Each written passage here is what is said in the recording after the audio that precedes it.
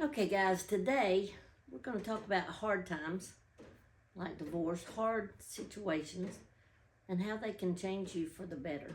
Pull up a chair and let's talk about it. I first want to tell you the story, my story. I shared a little bit, touched on it a little bit the other day. I was a very confident, independent person, have been my whole life, except when it came to relationships and men. And I had no confidence. I've always felt ugly. I always felt not pretty enough to have a man pay attention to me. So when I was in high school, this guy that was 2 years younger than me paid attention and wanted to be my boyfriend. So we started dating. I want to say 18 and he was 16. If I was 18, he was 16 because he was 2 years younger than me. And so we dated, guys, for 4 years. 4 years we dated. Every summer we broke up.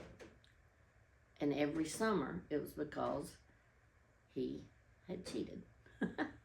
Or found out he cheated. And it was always with the same girl. Same girl. She was the only other senior in my high school. I went to a Christian school, and we only had 2 seniors, me and her. Well, like a dummy, Debbie married him anyway. We stayed married for 7 years. During that 7 years, he left me one time for another person. And then he wound up leaving me at the point of 7 years for another person. That time he stayed gone. The first time he came back because his daddy told him he had to. Because he had a daughter he had to take care of. So, it was I was crazy. The whole time was crazy. But, anyhow, after that divorce, then I'm going to be honest with you, I felt even worse. I'm not going to try to sugarcoat, man. I felt about that big as a woman. I felt worth about that much. Sure enough, a couple of years later, I used to dance.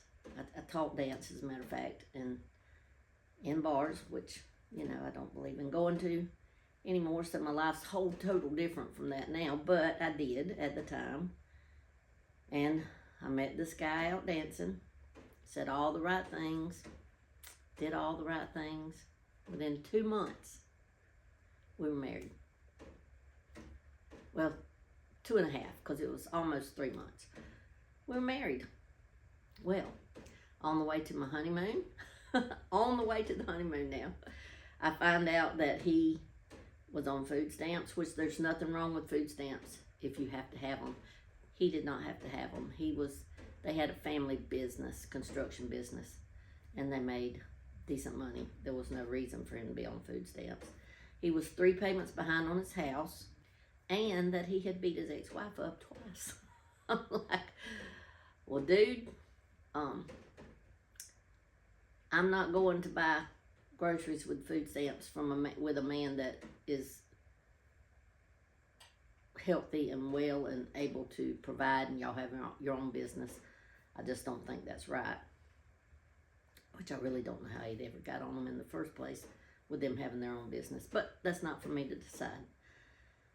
And then I said, as far as losing your house, if you do, then I guess we'll just have to find somewhere else to live.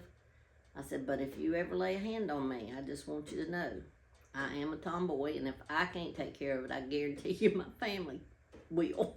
That's what I said to him. Oh, man, that was horrible, guys. Horrible. But anyhow, we went on to the honeymoon, and we did the married stuff. Within, 2 weeks, we were sitting out on the deck when the kids were at their daddies. His kids went to their mamas, and Sonny had went to her daddy's. And we were out on the deck, and we were just talking. It was wild. We were just talking, and he just jumped up and got in my face and was pointing his finger, and saying how his ex-wife was 3 times the mother I was or ever would be. I mean, just crazy stuff, guys. I was sitting there petrified because I was thinking, oh my word, I'm fixing to get beat up the first time in my whole life. And so after that, I called my dad that was on a Sunday afternoon, that Monday morning, and he said, can I wait, until school got out, because I had just moved Sonny out of her school to down there. I said, yes, sir, I can. So I made up in my mind I was just going to make the best of the next 3 weeks and make my plans, and so I did. I mean, I had my plans made, and the last day of school, my best friend, which lived down there, she had moved down there because of me, but my best friend and her husband come over, and he's actually my brother-in-law now. His wife passed away, and then he wound up marrying my sister. So anyhow, they showed up. We packed up what I had. I mean, I didn't have a whole lot. I didn't move furniture or anything down there. It was just my clothes and stuff like that. So we packed all that up, and they left taking it home, and I went on by the school and picked Sonny up from school, and then we started going home, and my car broke down. My car broke down, so had to call Daddy and say, you got to come get us, and so they come and towed us in. I had to drive a long way with him pulling the car, but anyhow, the long story short, we got home, and that was my second divorce, guys, because we did go ahead and get a divorce. But I'm going to show you how I already had a feeling, because I never even filed the marriage license. There's no legal proof that we ever got married as far as anything that's filed with the courthouse anywhere. But we did get a legal divorce. So anyhow, but my whole thing about this, that first divorce, I let break me. And like I said, I felt about that high. And so I fell into the second second marriage, because here's a man that's just making me feel good, And listen, feel good is temporary. Temporary. Always remember that. You can't base your life on feelings. They're temporary. Because things are going to come along that's going to make you feel the opposite way shortly, or make you have a sad day. That doesn't mean your world's over or anything like that. But what this second divorce taught me is that Debbie had value. Debbie was worth knowing. I was worth something. I had something to offer the world.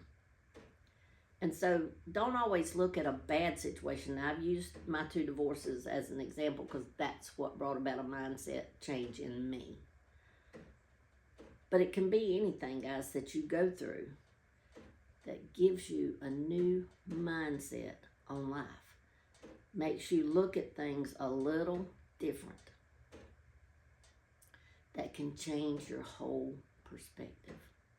Your whole perspective. Feelings are temporary. Any situation you're going through, guys, is temporary.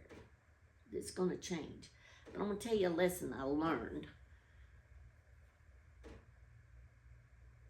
Was that when we face a traumatic experience, when we face something that, like a divorce or a breakup or losing our house or maybe even getting your car repossessed, I don't know how it makes you feel, but I'm just saying, when you face something like that, you can make a choice.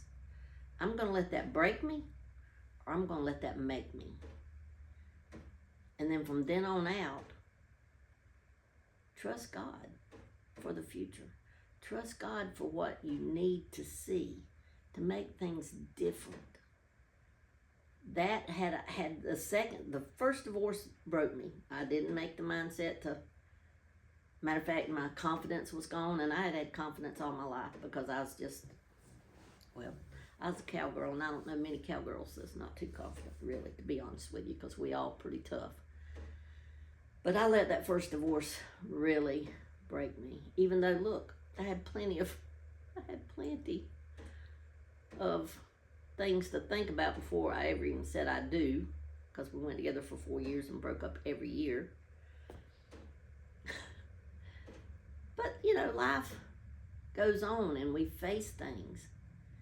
We may make a bad financial decision that's going to cause a big traumatic thing to happen. Take a lesson from that and change. It's not an ending, guys. It's a chance for a new beginning. When we go through something that just shakes our foundation, shakes our world, changes everything we thought was what we were living, that's not an ending. That's God moving you on to a new beginning, moving you on to something that's better down the road. He has a plan and purpose for every one of us. And sometimes we have to go through things to bring us to the bottom of ourselves, to be able to look up and to see and to have a desire for a future, guys. Like I said, the first divorce, I didn't have, I was devastated.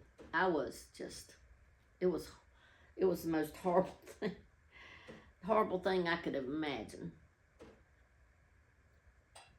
And then I fell right on into the second one just like that. But I come out of that second one with a resolve to be better, with a resolve to do better in my life, with a resolve to make better decisions in my life, to resolve not to let my circumstances, not to let my inner feelings or what other people said about me make me make decisions that were wrong.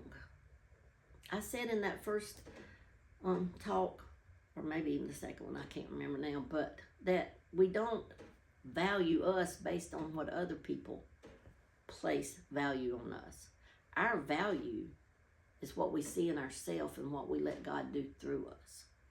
And today I just want you to see that when you're going through a hard time, make that decision that you're going to let it make you, not break you. It's going to make you be a better person. It's going to make you make better decisions. It's going to make you see a future that's worth living because you're in it. Because you are of value. You are worth something. And there's going to be a better tomorrow because you chose to be better. You changed your mindset through that trouble. You let it make you a better person. Okay? So I love you, and I hope you enjoyed this talk, and I hope you got something out of it. Y'all please like and follow and subscribe. Not if you don't follow, you subscribe over here. Like and subscribe, and please share it out with your friends. So maybe we can help somebody else when they're going through something. To look at it a whole total different way. Look at it as a stepping stone to a new future. All right? Love you guys.